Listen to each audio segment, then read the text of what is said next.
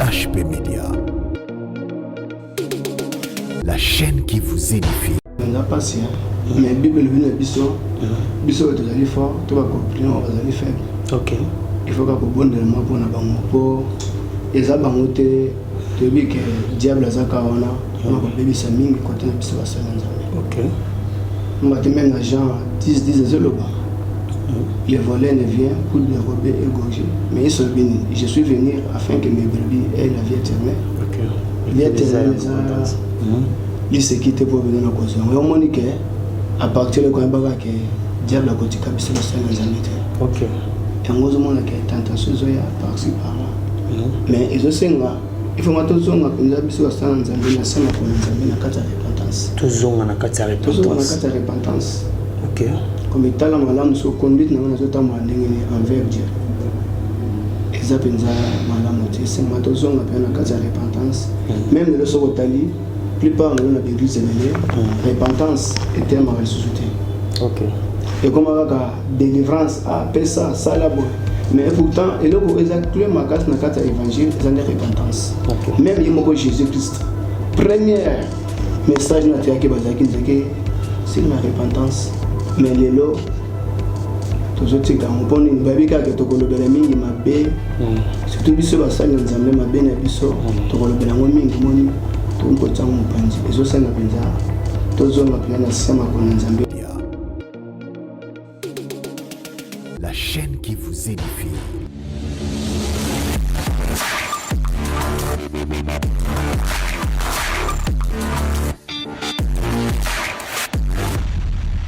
C'est dans les croyances du cœur qu'on parvient à la justice, mais c'est en confessant de la bouche qu'on parvient au salut.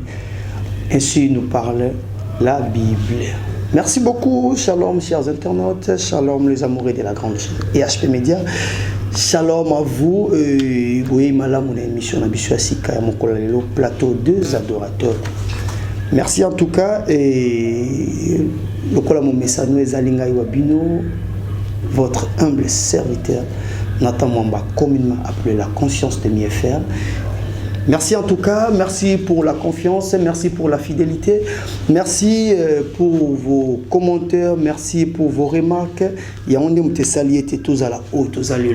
Alors, comme vous pouvez le constater, sur ce plateau, je suis pas seul, je suis avec un serviteur de Dieu. Un serviteur de Dieu. Et encore une fois, un serviteur de Dieu. Lui, je lui appelle comme ça, l'homme multidimensionnel. On est là, et comme vous pouvez le remarquer, et nous sommes en direct. Donc, le téléphone serait ouvert dans quelques minutes par rapport à sa grâce. Je sais bien que la Bible nous dit que la grâce est trompeuse, alors nous ne voulons pas nous vanter ou je ne pourrais pas essayer, mais nous pouvons quand même parler de sa grâce. Ce n'est pas un péché. Alors, à qui j'ai dit shalom papa. Shalom papa. Boni. En tout cas, qui m'est allé dans le dans ce pays, on a plateau des adorateurs. On a bien ce pays, en tout cas, merci votre nom. C'est que vous êtes l'église aussi que vous conduisez. En tout cas, nous sommes à Pambolo. Nous avons bien combo Samuel Tabala. Samuel Tabala. Tabala, quand vous avez parlé d'Abala, j'ai directement poussé ma qualité, papa, Aïdi Nabala. Oui, papa Samuel Abala. Tabala. En tout cas, comprenez, c'est toute sa première fois d'être là chez nous. Et papa Totombelio Boye et là, mon akati à Lingoma Mobimba et HP Media. Merci vraiment, nous avons à Pambolo. Merci beaucoup. Et comme nous avons toujours tendance à dire que HP Media, Ezali Kakachente, Kasezali, Lisanga Yabana Nzambe Nanu. Donc nous, c'est l'ensemble des saints d'abord. Et nous sommes là. Alors, restez connectés. Ici, nous ne venons pas jouer, tout au Sakanate. Et nous sommes là de la part du Christ. Car il est écrit, et là où 2 ou 3 sont réunis à son nom, il est là au milieu d'eux. Du coup, Bishoto Sangan pour na combo Yesu. Et je suis persuadé qu'il est au milieu de nous. Ce que nous avons le sambo et ça, madame papa.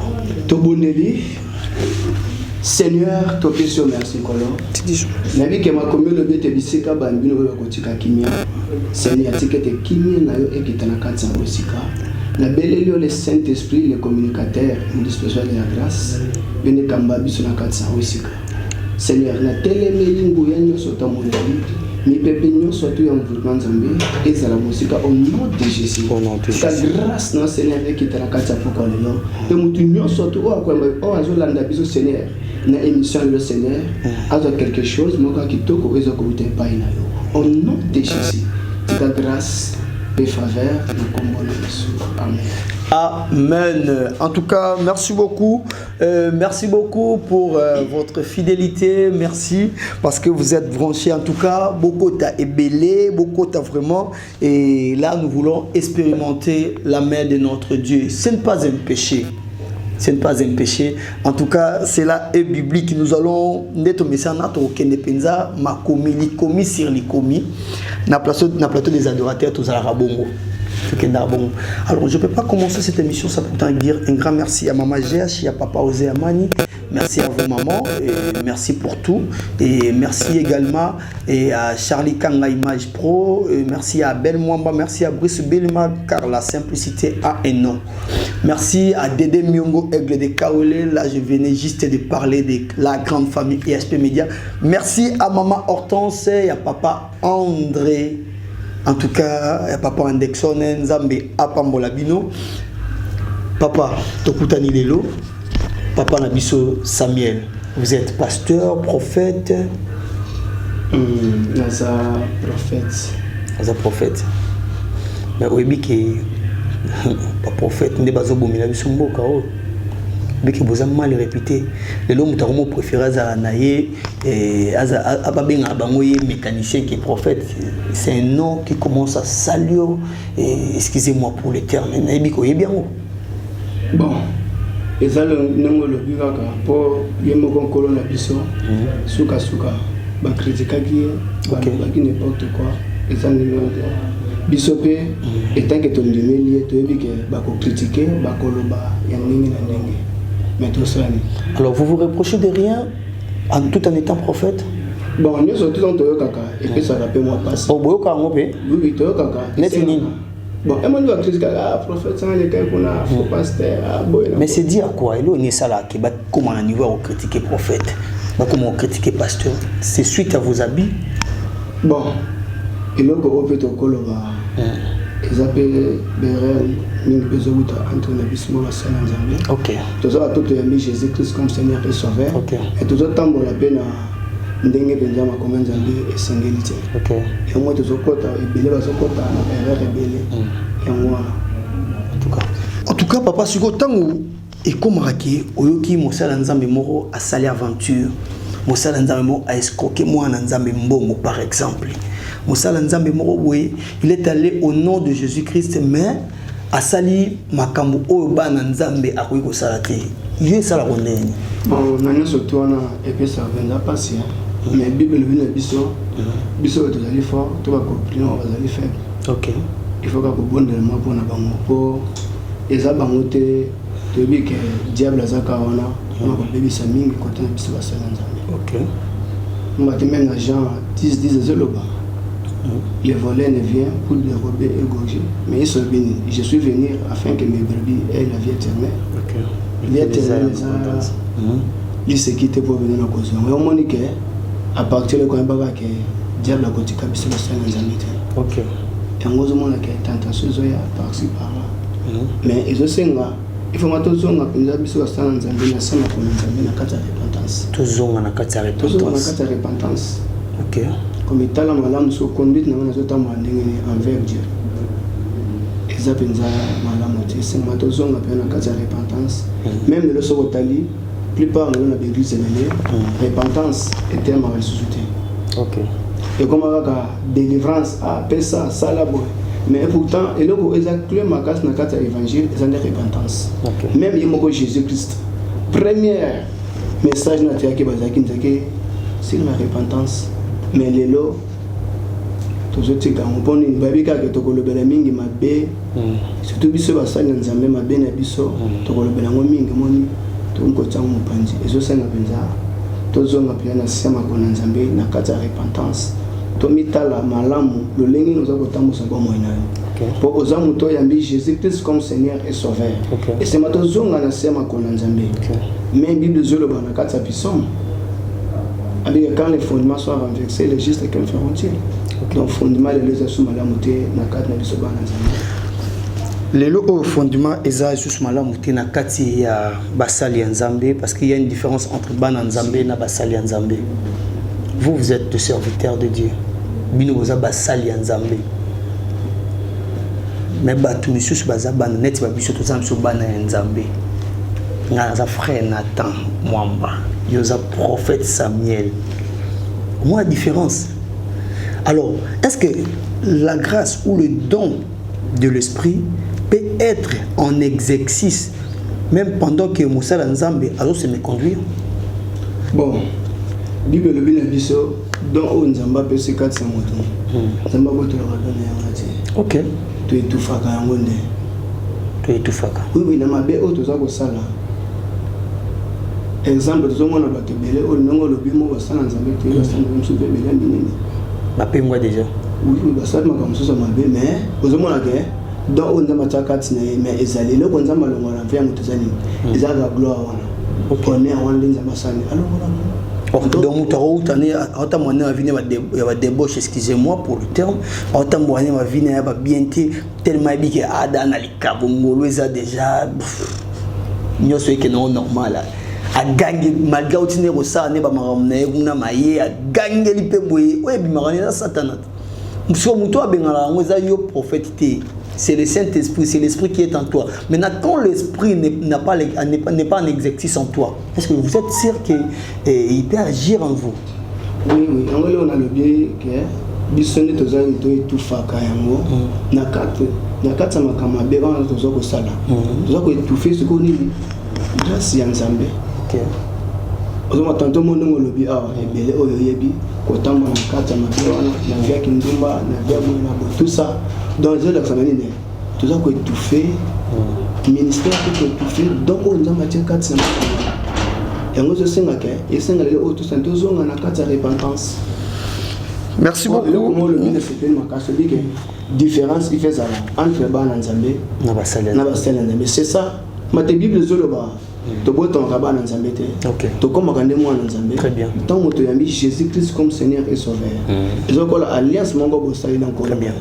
Yake makambo so tuana ekena masiko komi siko mbala moko moto asika mwana Nzambe. OK. En tout cas, merci beaucoup. Et Tozo pousse maintenant moi malembe et je sais que Toza est belé vraiment liboso et tandoike. Merci beaucoup. Je me fatiguerai pas à dire merci à toute la famille Longa, à mon pasteur, mon papa et Ogi Longa, le pasteur, l'homme de Dieu. Merci à vous depuis le Canada et merci à toute la famille Longa, maman Lili Longa, Kija Longa, nouveau marié. Na papa na biso Christian Sial, en tout cas mes condoléances à vous et on continue tozer la kaka album Yasika. Merci beaucoup pour la featuring Obosa qui n'a papa na biso Ogi en tout cas Nzamba Bambola. Merci beaucoup papa tozongi mukepa inayo message nini o memeli biso. Je pense que Nzambe a relegisa pambate message ni o Nzamba te mon père Nzambe a pambola so makasi na biso bazolanda biso. Amen. Et on dit un message message il y a la repentance. OK. Tous on penza na sema kwa Nzambe. OK. Mais biso basala Nzambe, biso bana Nzambe, o baza musika tout pene. Et ça tous on penza na sema kwa Nzambe biso surtout vraiment. OK. Pour vous adressez pas à moi, vous adressez plutôt na grande foule aux Yolanda biso siko yo so otala kuna ozo pesa message na vraiment ezamala mingi. Yango ndena lobby vraiment ezo senga penza to zonga ma biso surtout na kati ya repentance. Yango vraiment o ezamo boko na biso veta ke bana Nzambe, kitake be biso basala Nzambe. Yango na to kotanga makomi na Nzambe. OK. Na kati ya Marc 16. Marc 16. Marc 16, tu vas dans verset 15, tu vas quitter dans 17. Marc 16, tu vas dans verset 16, 15. Vous faites la lecture ou que je fasse la lecture? Merci beaucoup. Gloire au Seigneur. Puis il leur dit, allez par tout le monde et prêchez la bonne nouvelle à toute la création. Celui qui croira et qui sera baptisé sera sauvé.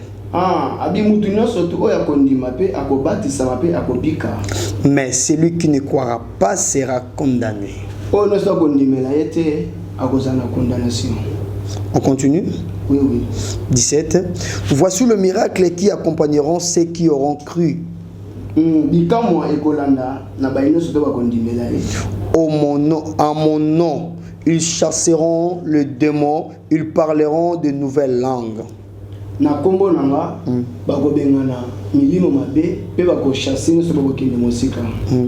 Ils saisiront de serpents. Ils saisiront de serpents. S'ils boivent quelques breuvages mortels, ils ne leur feront point de mal. Amen. Amen. Bien aimé le Seigneur, tika nzambe alola apambola yo. Amen. Nzambe afongola susu dikuke na kati ya vie na yo. Nabike yo mutu za na kati ya kolanda biso vraiment. Tozonga na kati ya repentance. Toyoki malamu awande Yesu Kristo ye moke tanke nkolo tanga ko bimela ba disciple na ye. Nde apesi bango etinda. Abike bokende partout, bote ya sango malamu.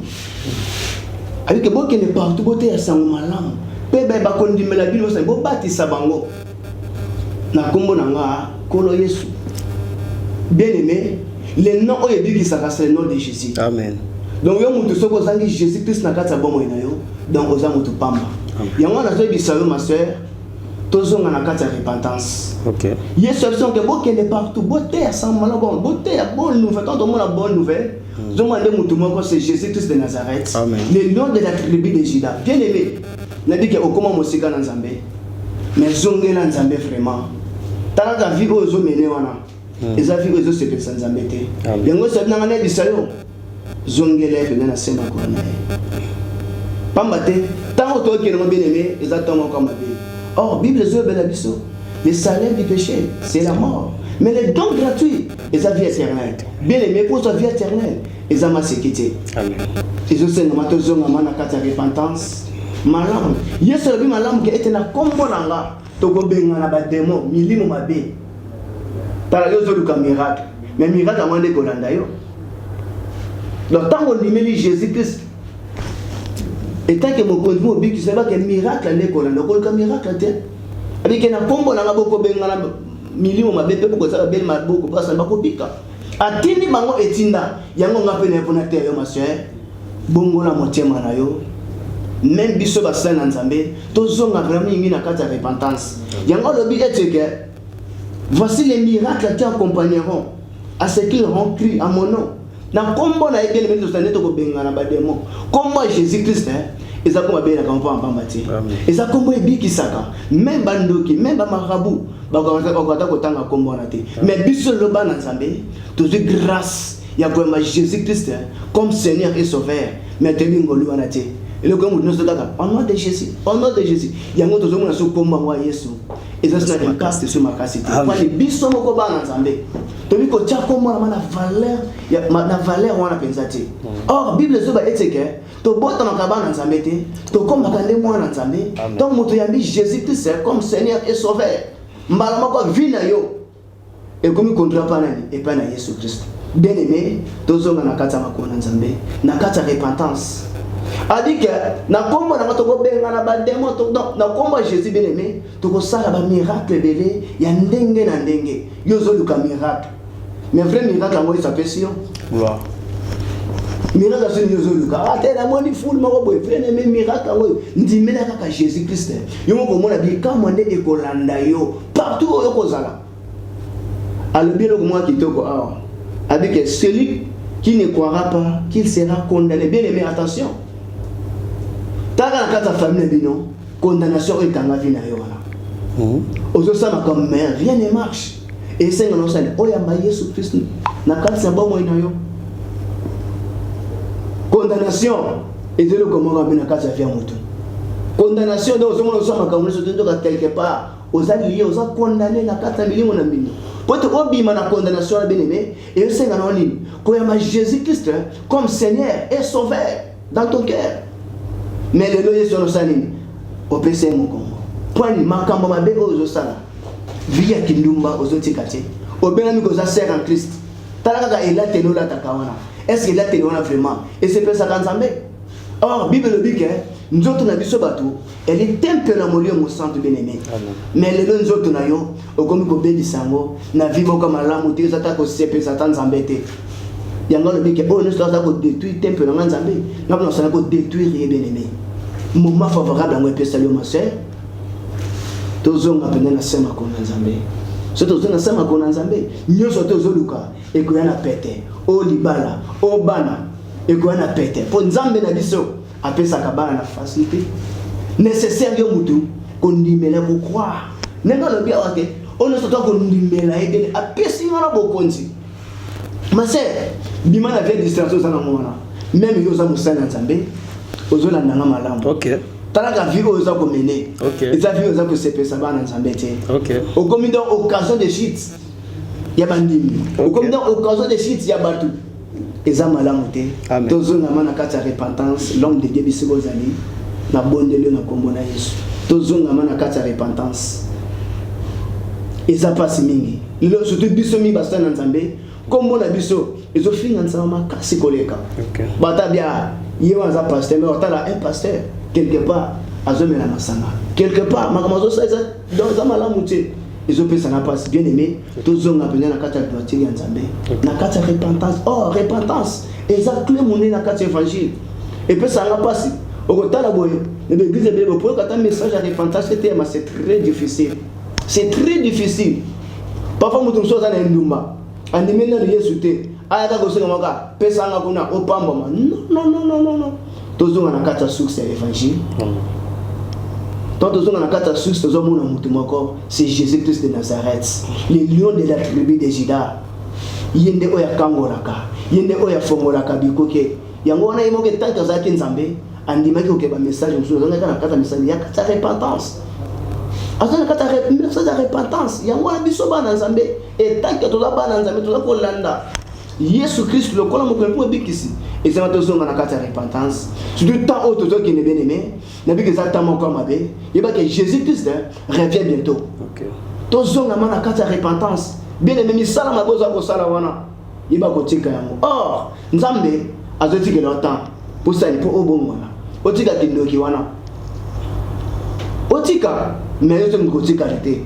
Et t'as moko. Il va que liwa et je zelayo. Au lieu que na kata condamnation ma sœur, mon frère, tant favorable à moi peselio et pesamilio. Ndima oyama Jésus-Christ comme Seigneur et Sauveur. Yene atambu sayo. Otambola ki babe tanto na no ibaki Yesu te.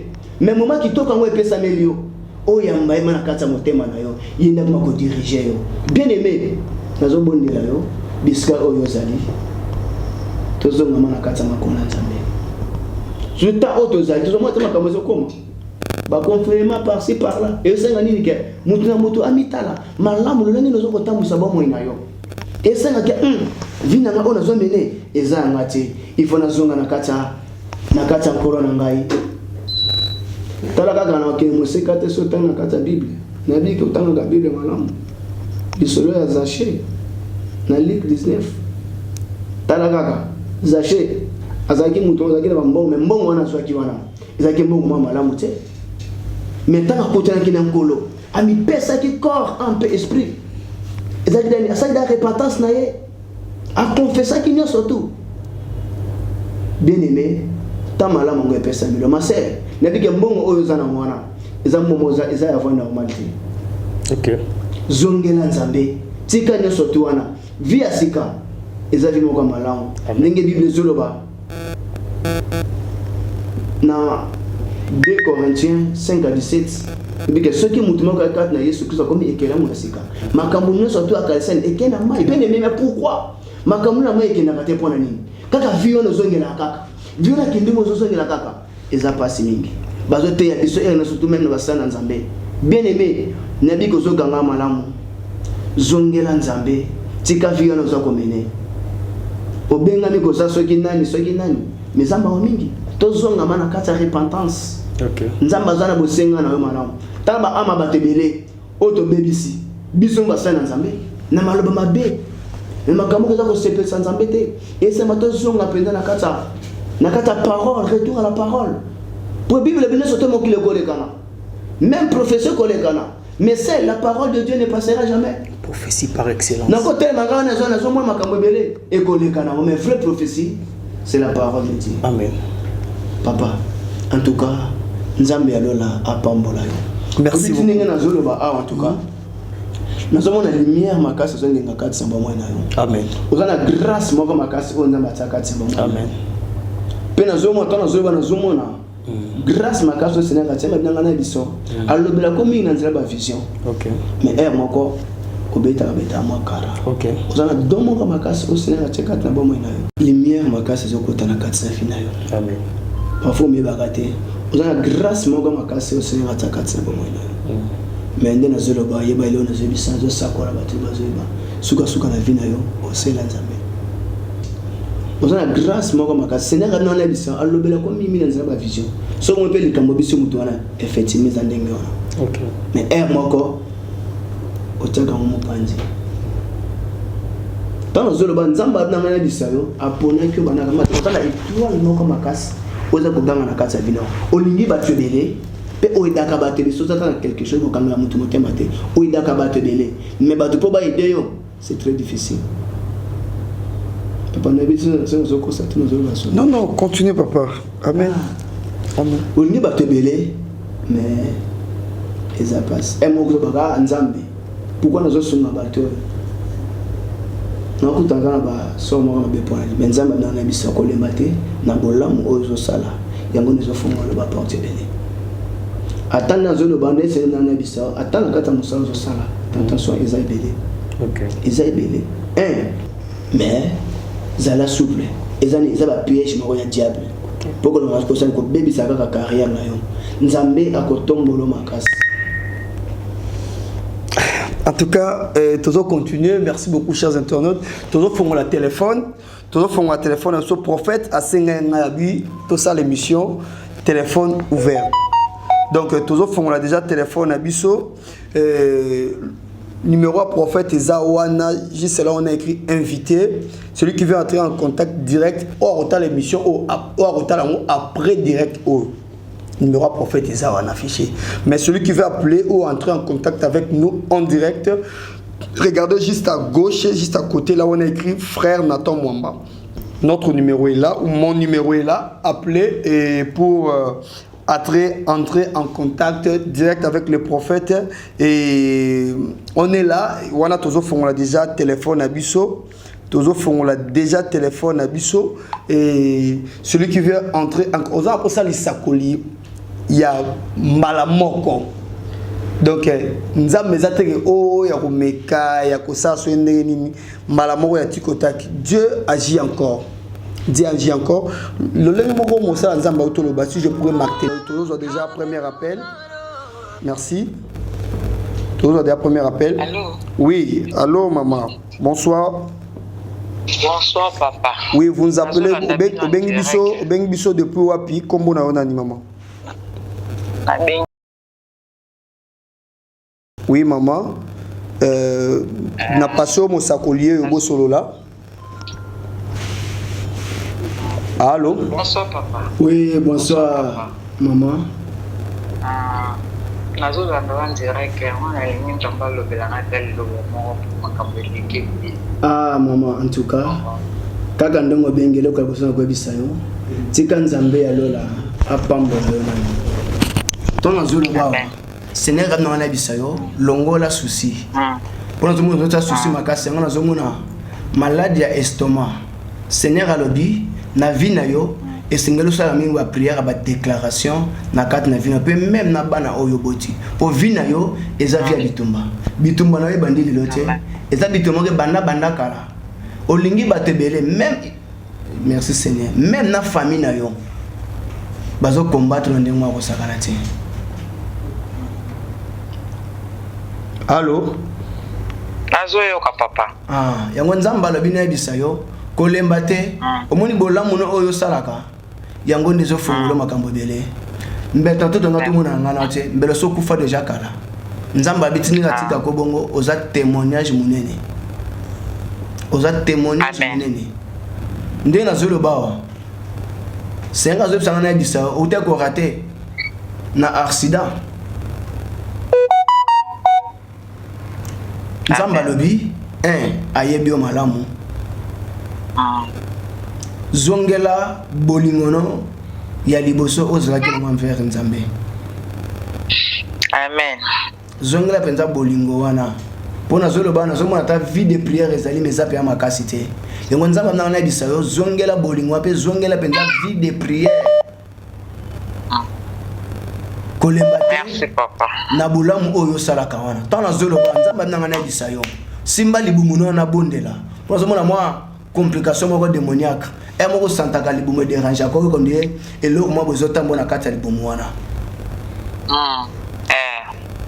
yango nzamba nakaka na ngonga wazobikisa yo simba pe na libumu na wazo loboko na wana cha na bondela mama mona pe miracle nzambe Kasimbi simba na bondela Kasimbi au nom de Jésus Seigneur de grâce tika seconde souffle et souffle na kata vie na yo nzambe na longoli nso to ba complication oza ko compliquer na kata libumu na yo tika kimia ya nzambe ekota pe guérison miracle au nom de Jésus. Changement de vie. Amen. Et la délivrance. Na kombo na Yesu. Amen. Amen. Merci papa. Allô? Oui. Quand on a prié, on a mona basinga nengezo kata ba lien. Merci. Ba lien nengezo kata na monde bazo bimisa yo. Obi mutu soki bazo bimisa na kata libulu. Na mwe bazo bimisana eloko wana pe nazomona sikoyo elamba ya pembe o bazola tisayo. Donc cela veut dire autant maman na kati na vie ya sainteté na kati na ba mwe na yo. Merci papa. En tout cas nzambe apambola yo. Amen. En tout cas merci beaucoup maman, merci en tout cas, restez en contact sogo lingo oza pour ça aux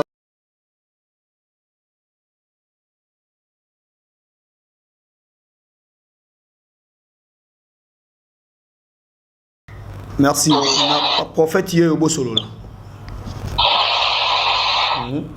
Allô? Oui, bonjour.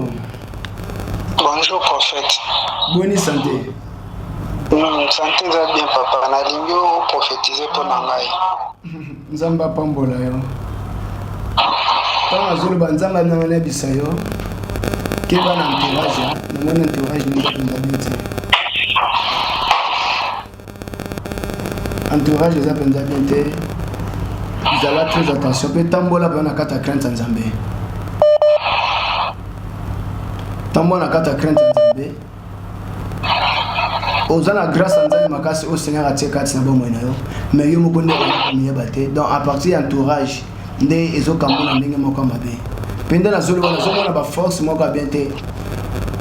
La femme de nuit kati na bomo na yo.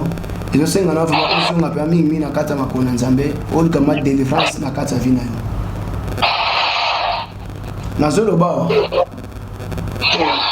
Allô?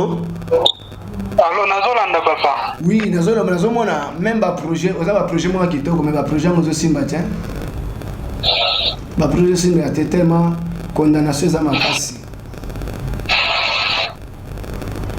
Tellement mis dans la prière. Nous avons Seigneur, on a besoin de 3 jours. Il y a ma bonne début. 3 jours, on a besoin de ma bonne début. Et au bout de ça, Amen. Oh Seigneur, on a besoin de Amen, papa. Ok. Merci beaucoup. Merci en tout cas. On est toujours là et restez branchés en tout cas, appelez-nous, l'homme de Dieu est là et son Dieu est actif, ou son Dieu est déjà actif, il est déjà activé, dans la minute où l'eau les a déjà peinés, appelez-nous, appelez.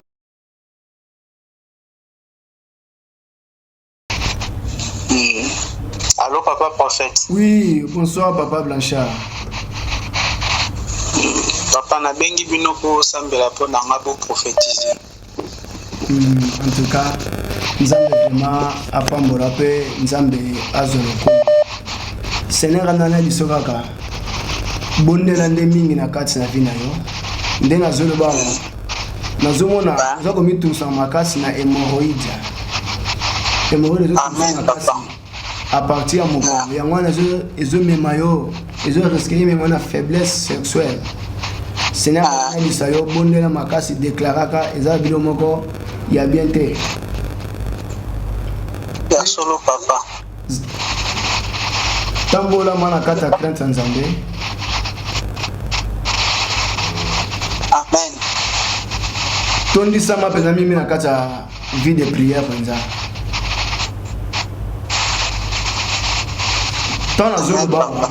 Nazomona ozotalisa ngayo ozaliye makasi nakata ba lien ya coutume oyo ekangi yo makasi vraiment nakata vina yo oza makamba ba projet malamu mais makambo ngesi makate donc oza maliye makasi ngo senanga na bisayo La chaîne qui vous édifie.